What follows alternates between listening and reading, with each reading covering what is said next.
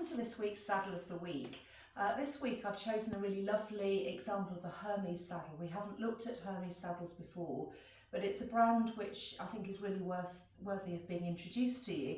Hermes is a French saddler.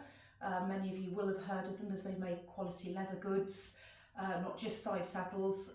They don't actually make side saddles anymore, but they continued them right up into the 1950s, having started making them back in 1909.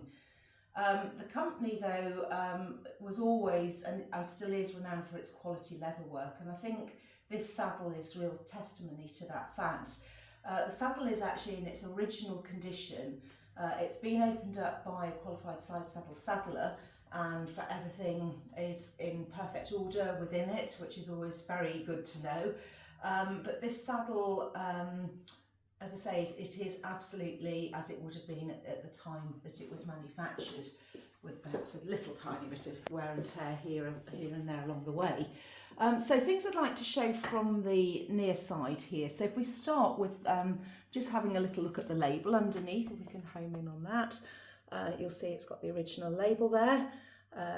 If my eyesight was better, I might be able to make out a little bit more detail possibly about who it was made for. But yes, that's a clear sign there that it is a Hermes saddle. We'll also see it's got a much more substantial safe for the rider's right leg to rest on. So it's still flexible, so it would sit onto the horse's shoulder, that with a flexible part there with the panel sitting just behind the horse's shoulder. But I think that would give incredibly good support for the rider's leg when riding and make it very comfortable to sit on. The other thing which you may have noticed is also we've got a different safety stirrup device here. So this particular saddle is actually on a roller bar system, so it doesn't have a safety device at the top that we've seen with some of the Owens and Mayhews, Champion Wiltons that we've looked at recently. Now if you have a saddle that does have a roller bar, then it's absolutely imperative that you have a safety stirrup to go with it. And this would be an example of a Scott style safety stirrup.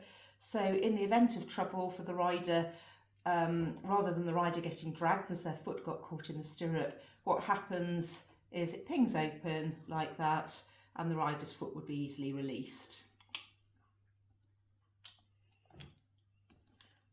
Just turning to a few other things of note with the saddle, you will see it has got a leather seat, nice flat leather seat, but leather seat no less. And all I would like to say on that is don't be put off by the fact that it does have a leather seat. I always find that they, certainly if you want to jump, they're particularly good for that because you can really slide your seat back if you need to over a bigger jump. But they also do just give you that feeling that you can move a little on the saddle if you need to do so. And this again, it's all in really very, very good order. It is a bigger saddle. It actually measures 18 inch from the centre of the cut back here to the centre of the cantle, and it's also quite a wide saddle if we have a little look at it from behind. So this is certainly a saddle that would need a bigger horse and probably a bigger rider as well. But again, we all need saddles of different shapes and sizes, and having ridden on a very similar saddle recently myself, and also a Hermes saddle, I can vouch for the fact it was actually really one of the most comfortable saddles that I've actually ever sat on. Now another little feature of the Hermes saddle, I'm just going to turn it round again so we can see the offside flap. So looking at this side here, you will see it has got a slightly larger offside flap than some saddles. Also just to quickly show underneath, again everything in really, really tip-top order. But one of the things which makes it a little bit different is on most saddles, you'll have seen me show on some of the other Saddle of the Weeks, that the offside flap is actually held down with a little clip, usually with a bit of elastic in it, so that it makes it really very easy to adjust to do up the girth when you're on board. This particular saddle, you'll see that it's got the overgirth, and it would actually attach underneath the horse's stomach, and as a result of that, a lady of course would actually have to have some assistance from the ground. She couldn't actually manage to do the girths up herself, so very much shows the era that it came from, that a lady of course was always accompanied by her groom when she was getting on and getting sorted on her side saddle. So that's really probably all to say about this saddle, but I think again you'll all agree it's a really lovely saddle.